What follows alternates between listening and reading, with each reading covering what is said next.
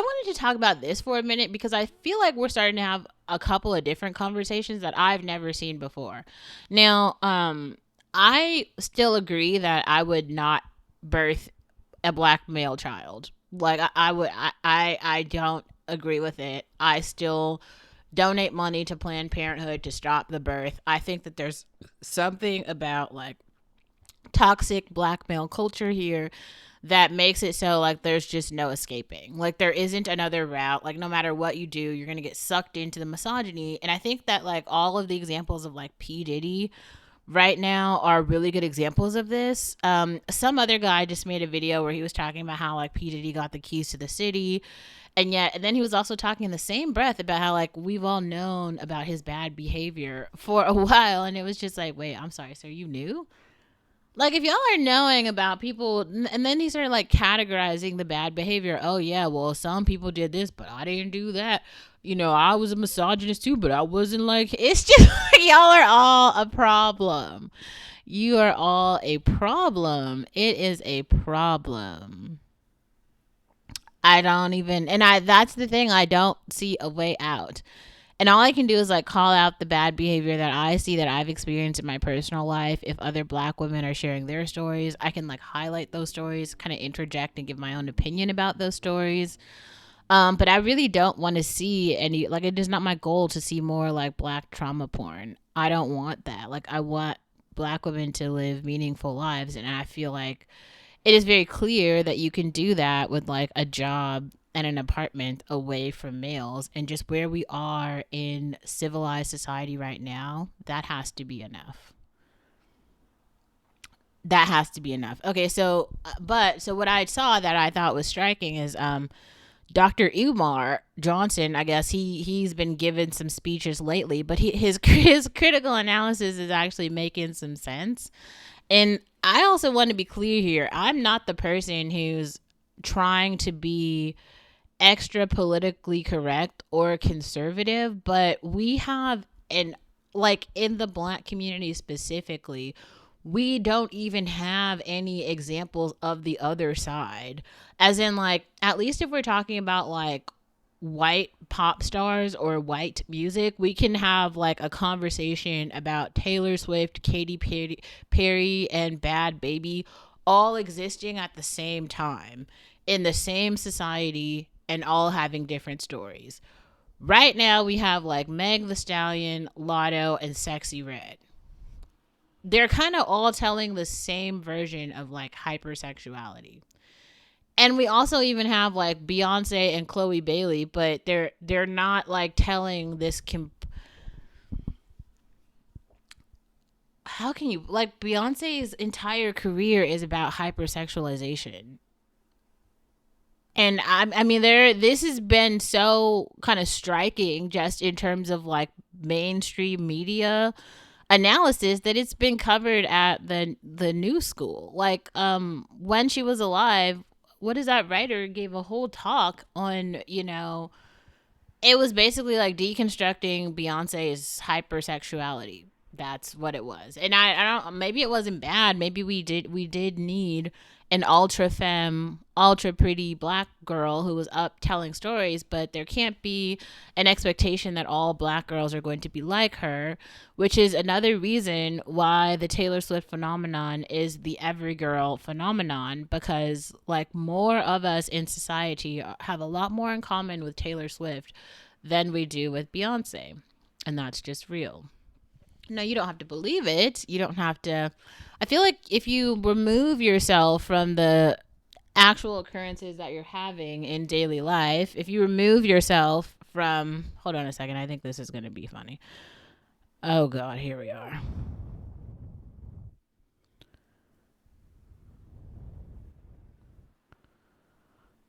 Um. Yes. So.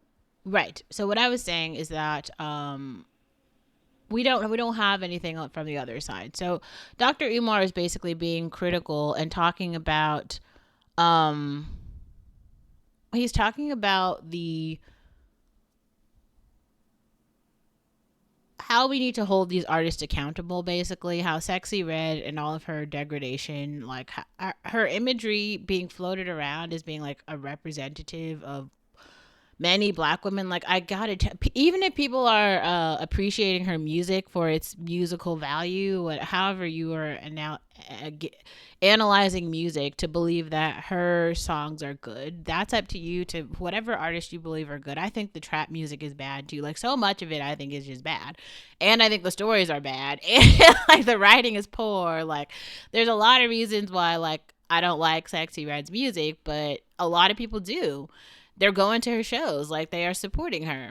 It could be something about identity. Maybe there's just a lot of other black girls who've been hypersexualized, and so they relate to that story. Whatever it is, you should just realize that in terms of like moving forward, whoever is identifying with the Sexy Red story should seek some therapy and get some help. Like, you are not going down a path that is going to lead you to uh having a healthy bout with emotions, especially given the violent tendencies of like black women experiencing death. Like, I feel like most women who are practicing and feeling the ways that Sexy Red has felt experience death very shortly after, and that is the reality of this society. It's a lot of women, but especially black women, and they don't have no albums coming out that are like, what you got Tory. It's like you go from Sexy Red to Tory Lanez, if that's not clear. You get Sexy Red, who makes a song Meg the Stallion, right, and then she's shot up by Tory Lanez, and then he's making Voldemort raps from prison. So that's how this goes. Like, he doesn't go away, and he still has a lot of fans, and it's frightening. So, ugh. Anyway, the point here is that, like, other people are talking about the counterculture and its problematic nature in the black community, and why these artists should be held accountable. Well, however you feel about Dr. Umar, I feel like, some women in the black community have criticized him for being like kind of like a misogynist and being kind of like anti-liberation for black women. Some of their critique I agree with, but the talking points that I heard from him lately, I agree with. And I think the biggest thing that he said that I agree with was that more people need to speak out and about their kind of like disdain for characters like Sexy Red. I agree with that. I'm also not trying to say that we shouldn't have any like damsels. Like, we have Lori Harvey, okay, who's like serving looks right now on Instagram and being a total vixen. Well, not a maybe a vixen is the wrong word. Like, a socialite. I don't know. She's being like a black socialite. There are other women who are doing this as well. Jasmine Tukes. Okay, so if you were looking for like those beauty icons who are explaining to you how to be like a woman, a beautiful woman, a beautiful black woman in society, there are examples right now. Go follow those people. Okay, like, go, if you need inspiration, go do that. There's something about sensuality that has absolutely nothing to do with the sex. That's what Marilyn Monroe was able to convey on screen and via her personality. I feel like other people who've done that well are Scarlett Johansson, or I think that Halle Berry has done that well just in her persona over her career. There was just something about her being in shape, brown, very pretty. It just gave like wowza. Like, she is very extremely desirable.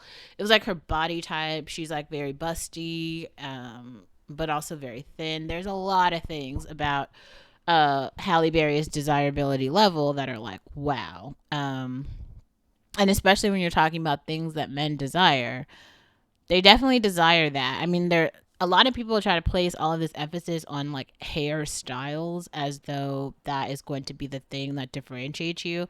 So you see a lot of women who are like in over investing in, what do you call them, strap-ons or something, clip-ins, sew weaves or whatever it is. And the thing about beauty aesthetics are it's more about like having clear skin, having a shapely body. Like a lot of black women are just fat. Like you just have way you're like literally fat on the obesity scale. There's like fat if you're like I'm not calling Tiffany Haddish fat, but like Tiffany Haddish is like thick.